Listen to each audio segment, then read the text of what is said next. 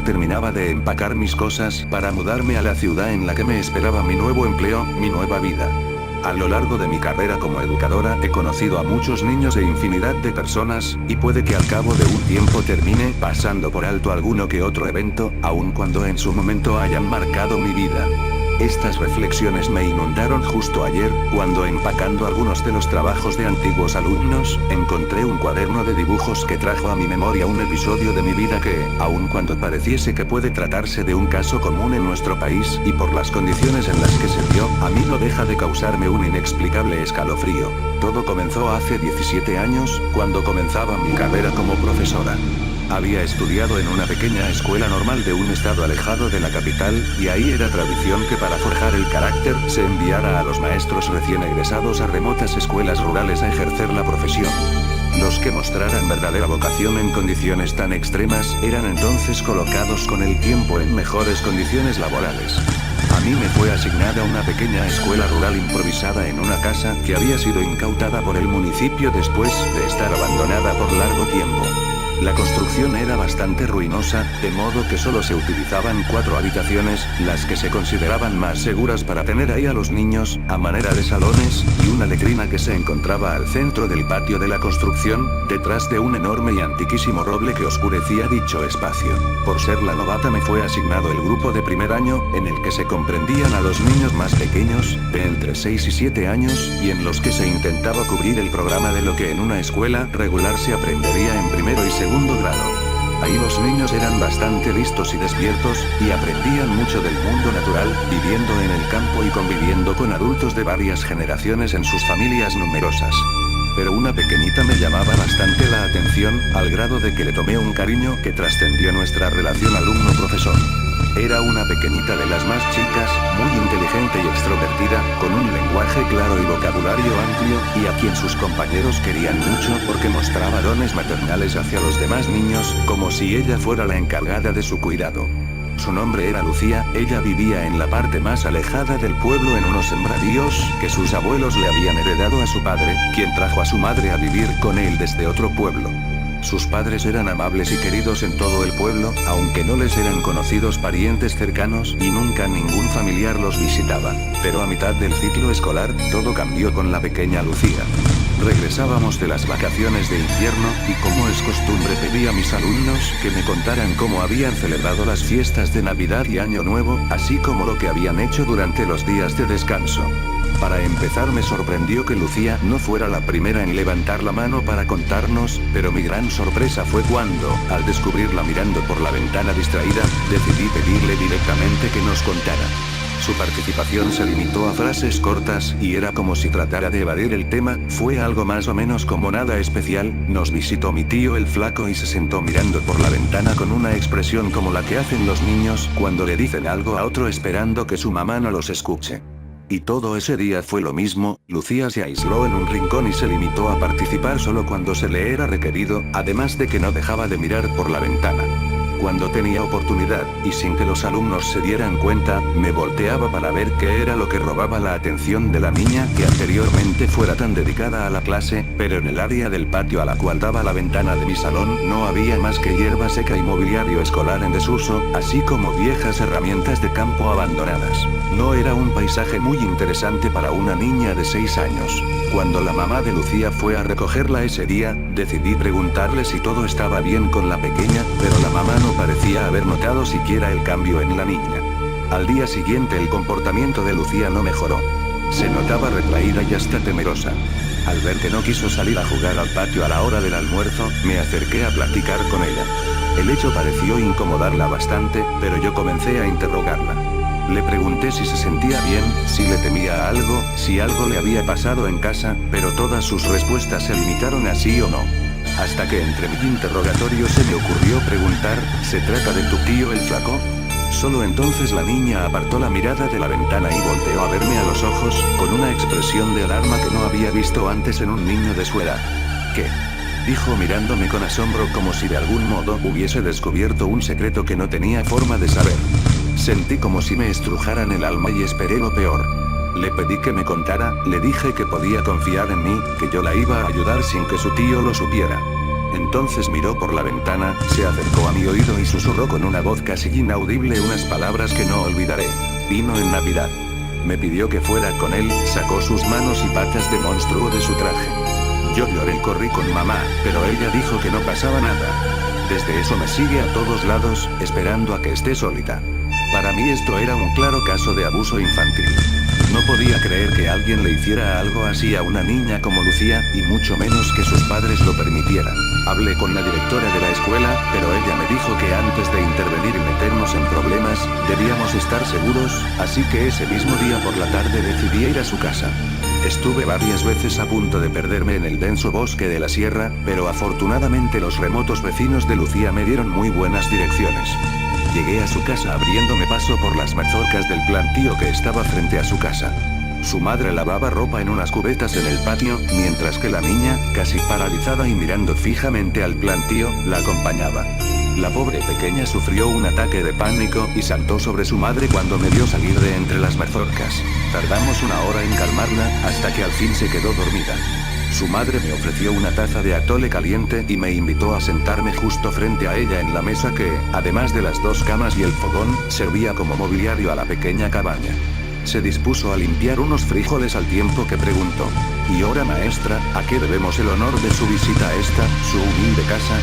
No quise andar mucho con rodeos, y le dije: «La verdad es que he notado un comportamiento extraño en su hija, y me temo que podría estar siendo abusada por su hermano o su cuñado». Se detuvo pensativa y apartó la mirada de la olla donde vaciaba los frijoles que ya había limpiado, para decirme: «Ah, caray. Pues si yo no tengo cuñados, y ella nunca ha visto a mis hermanos, ¿cómo sería eso entonces?». No me sorprendí mucho, puesto que la niña ya me había anticipado un poco que sus padres no le habían hecho caso la primera vez, así que insistí: «Se trata de la visita que tuvieron en Navidad, tal vez sea un conocido o amigo de la familia», le dije.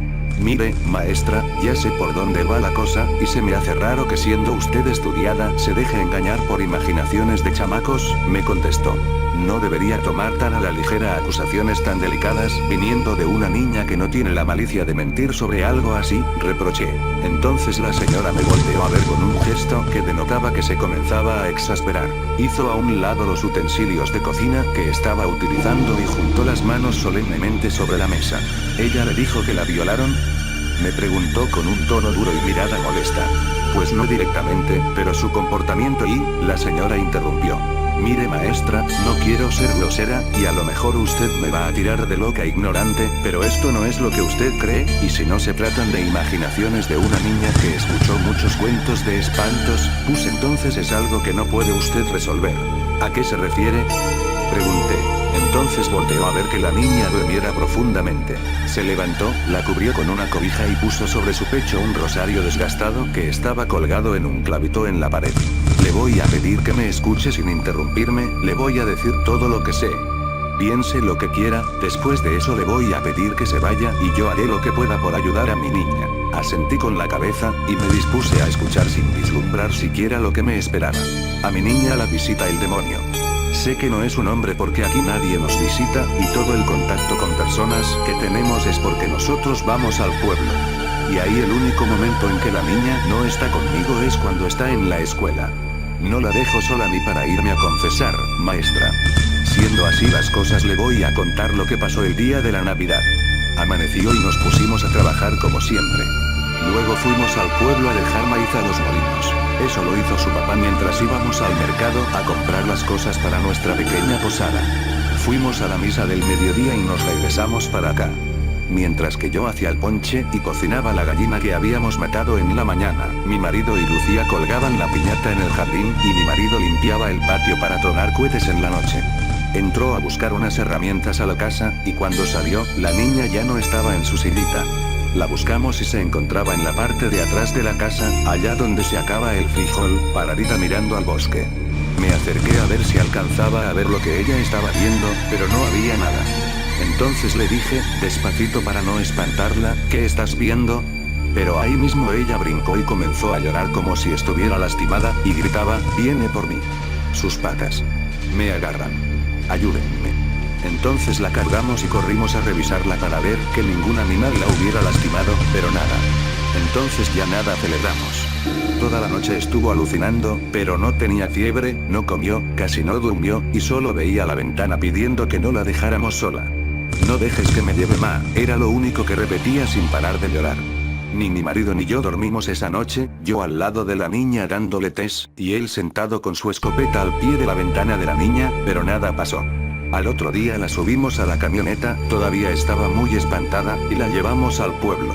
Primero al doctor, pero estaba bien, no tenía signos de que nada ni nadie la hubiera lastimado, ni de tener ninguna enfermedad. Luego la llevamos a la delegación. Una patrulla nos acompañó, pero no encontró nada, ni siquiera animales salvajes. Entonces decidimos llevarla con la hierbera. Ella nos dijo que algo que no era de este mundo estaba queriendo llevársela, pero no solo su alma, sino toda ella. Entonces empezó a curarla. Le dio amuletos y le dijo que nunca se alejara de alguien que la cuidara. Ahora rezamos mucho y la cuidamos, pero creo que el demonio está enfermando su cerebro. La mujer retomó el trabajo que hacía antes de su historia y guardó silencio por un rato. Esperé, pero al no obtener respuesta decidí preguntar. ¿A qué se refiere con que está enfermando su cerebro? Entonces la mujer se levantó de la mesa y tomó de la repisa que estaba sobre la cama de la niña una libreta muy vieja y desgastada. Mire, dijo, y acercó a mí la libreta. Comencé a hojearla mientras la mujer continuaba limpiando frijoles. Al principio la libreta tenía cuentas y listas de compras, por la mitad tenía unos cuantos dibujos con crayolas de paisajes soleados propios de un preescolar y fallidos ensayos de letras también hechos con crayolas de colores, pero en toda la última parte del cuaderno solo se repetían dibujos de arañas de proporciones enormes con respecto a los árboles que las rodeaban, y alrededor de los dibujos muy claramente se leían las palabras no ir. En todos los dibujos repetía el patrón, además de que solo estaban hechos con crayón negro, y extrañamente la araña en todos los dibujos usaba una clase de sombrero. ¿Y no ha intentado llevarla a un psicólogo? Pensé en voz alta. Pero la mujer, con gesto de preocupación, respondió. No maestra, no quiero que me la encierren en un manicomio, donde el demonio se pueda tragar su alma. Ese día abandoné la casa de Lucía con muchas dudas. Su madre me permitió conservar el cuaderno de dibujos para intentar analizarlo con mis incipientes conocimientos de psicología. Pero lo más triste pasó después. Al día siguiente Lucía no se presentó a clases. Me sentí culpable al pensar que tal vez aún estaría alterada por el susto que le había causado con mi visita. Pero tras una semana de ausentismo escolar decidí indagar en el pueblo. El padre de Lucía tenía una semana de no cumplir con sus entregas, y su madre no había sido vista ni en el mercado, ni en la iglesia, ni siquiera con la hierbera. Los habían ido a buscar a su casa, pero nadie respondía a la puerta. Todos pensaban que tal vez habrían ido a la capital a llevar a su niña al doctor. Quise intentar de nuevo en su casa, y me aventuré otra vez a caminar por horas hasta la casita de Lucía. Llegué, y no pude evitar notar que los plantíos estaban muy descuidados. Los animales de la familia estaban muriendo de hambre, pero detrás de la cabaña estaba la camioneta familiar, y ahí dentro se podían observar las herramientas, los documentos del padre de Lucía, y en la parte trasera todo un cargamento putrefacto de maíz listo para ser entregado. Llamé a la puerta 1, 2, 3 veces. Llamé más fuerte sin obtener respuesta, y tras golpear con más fuerza la puerta se abrió. No había sido asegurada, ni por dentro ni por fuera, pero lo que más me llamó la atención fue la disposición de la casa. En la cama de la niña estaba el mismo cobertor con que su madre la había arropado el día que las visité, con el viejo rosario gastado, pero ahora roto y desperdigado encima, y a los pies de esta los mismos zapatitos que aquella tarde le había quitado. En el fogón apagado estaba una olla de caldo putrefacto que despedía un desagradable hedor, y en la pequeña mesa un montículo de frijoles sin limpiar y una olla de frijoles ya limpios, y junto a ellos mi taza de atole enmohecida.